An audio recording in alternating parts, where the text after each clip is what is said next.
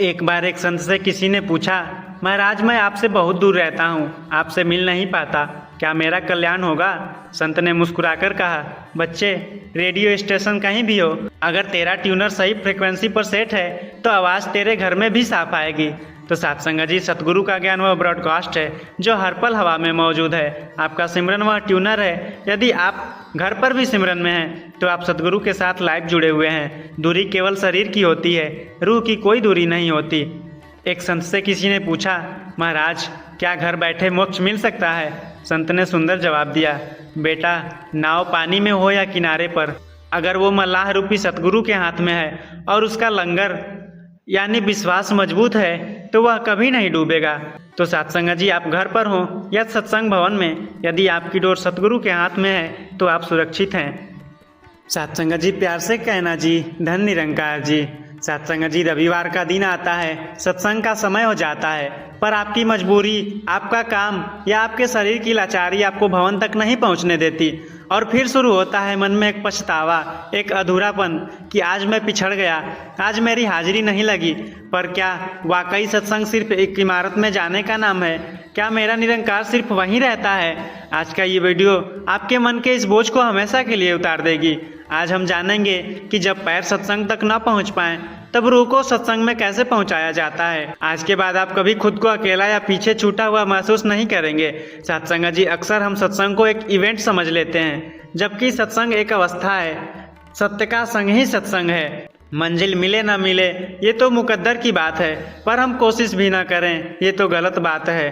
परमात्मा भवन में नहीं रहता, भाव में रहता है। सच्ची लगन हो तो घर भी हरिद्वार की बात है। सत्संग जी अगर आप घर पर रहकर भी सत्य के ख्यालों में हैं, निरंकार के ख्यालों में हैं, तो आप सत्संग में ही हैं। सहंसा बाबा अवतार सिंह जी महाराज ने अवतार वाणी में स्पष्ट किया है कि परमात्मा अंगसंग है और उन्होंने कहा, एक को जानो, एक को मानो, एक हो जाओ। जब आप घर पर अकेले बैठे हैं और आपका मन उस एक से जुड़ा है तो आपकी हाजिरी सीधे सतगुरु के दरबार में लग रही है। शरीर का पहुंचना हाजिरी है, पर मन का जुड़ना प्रवानगी है। एक बार एक भक्त बहुत बीमार था और वह बड़े समागम में नहीं जा सका।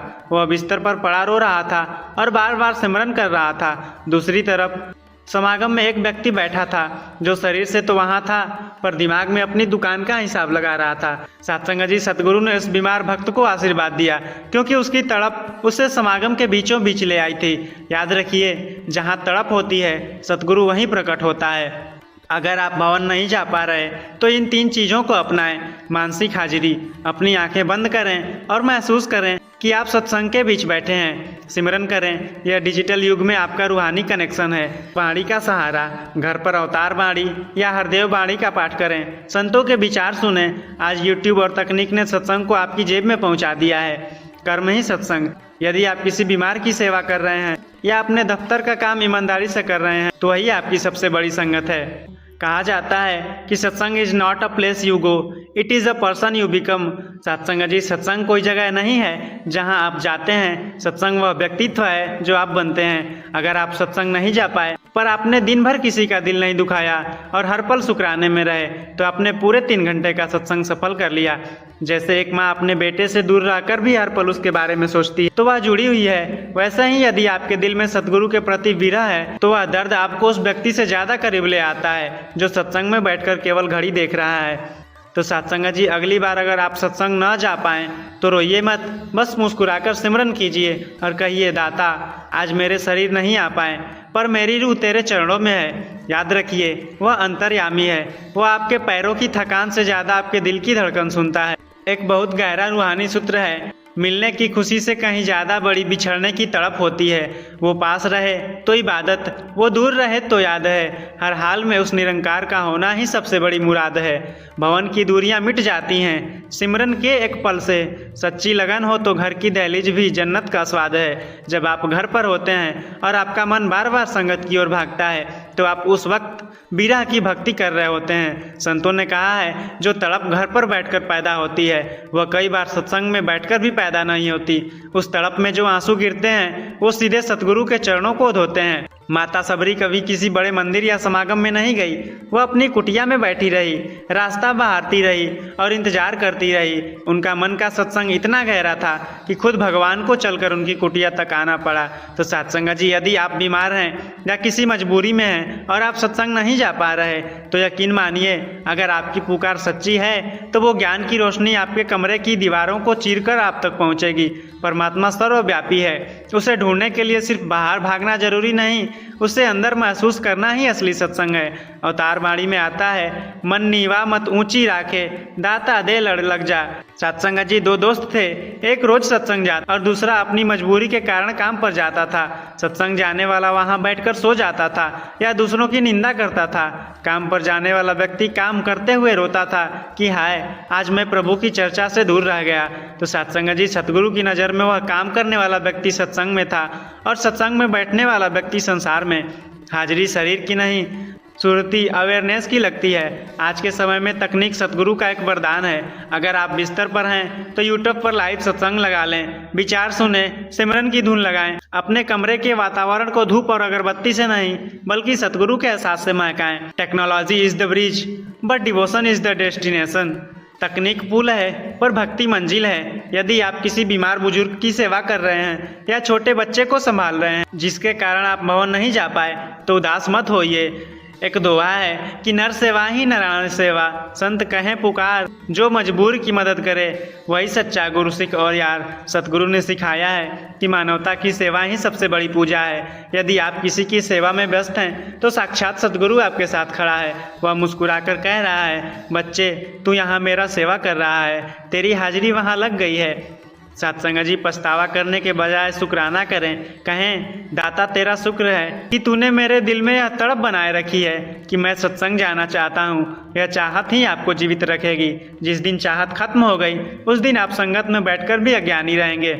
सत्संग जी, सत्संग जाना बहुत ज़रूरी है क्योंकि वहाँ संतों की कलेक्टिव एनर्जी मिलती है। लेकिन अगर आप नहीं जा पाए तो यह मत सोचिए कि परमात्मा आपसे नाराज हो गया। वह तो प्रेम का सागर है। सत्संग एक अस्पताल की तरह है जहाँ हम अपनी रूहानी बीमारियों का इलाज कराते हैं। लेकिन अगर डॉक्टर खुद आपके घर आ जाए, यानी आपके दिल में बैठ जाए, तो फिर घबराने की क्या बात है। जहाँ बैठकर याद किया तुझे, वो जगह इबादत गाह बन गई। तेरी रहमत जो बरसी मुझ पर, मेरी हर आह विवाह बन गई।